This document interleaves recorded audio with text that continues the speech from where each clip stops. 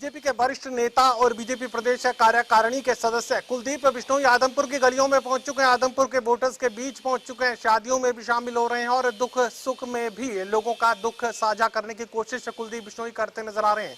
कुलदीप बिश्नोई इस वक्त हमारे साथ बने हुए। सर, सबसे बड़ी चिंता जो आपके इलाके के लोगों को थी वो यही कहने की अक्सर कोशिश किया करते थे कि कुलदीप हमारी शादियों में नहीं पहुंचता, कुलदीप हमारे दुख और सुख में शामिल नहीं होता। वो दर्द, वो तकलीफ तो आप मिटाने जा रहे हैं। बिल्कुल, वो तो मैंने कई साल पहले मिटा दी थी। ये जो बात कहते कम आने वाली, वो 3 साल जब मुझे कैंसर था उस वक्त मैं नहीं आया, उस बात को लेके लोग बैठे हुए हैं। उसके बाद लगातार ब्याह शादियां कान मुकान में शामिल हो रहा हूँ और यही कारण है कि बार बार लोग आशीर्वाद देकर जिता रहे हैं हमारे को।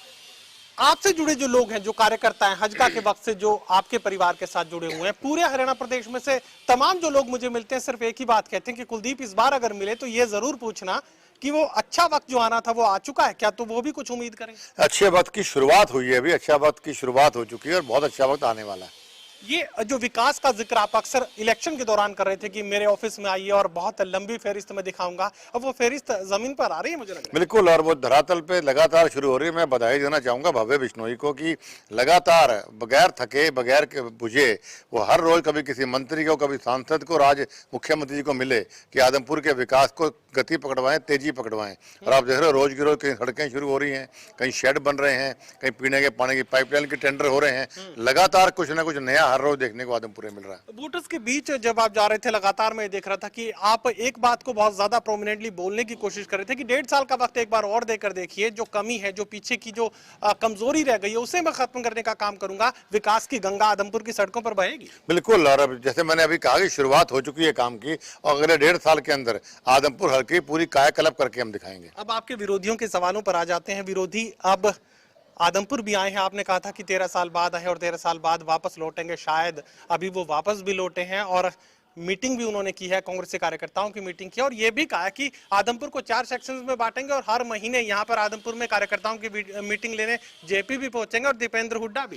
देखिए, मैं तो इतना ही कहना चाहूंगा कि वो जितने उनको मीटिंग में लोग बुलाए थे, जब मेरी गाड़ी का टायर पंचर हो जाए उतने लोग तो भीड़ उतनी इकट्ठी हो जाया करती है। दूसरी बात, ना तो उनको कोई आदमपुर सरोकार था, ना कभी है, ना कभी हो सकता है। ये लोग सिर्फ आदमपुर को हमें खराब करने के लिए जाना चाहते हैं।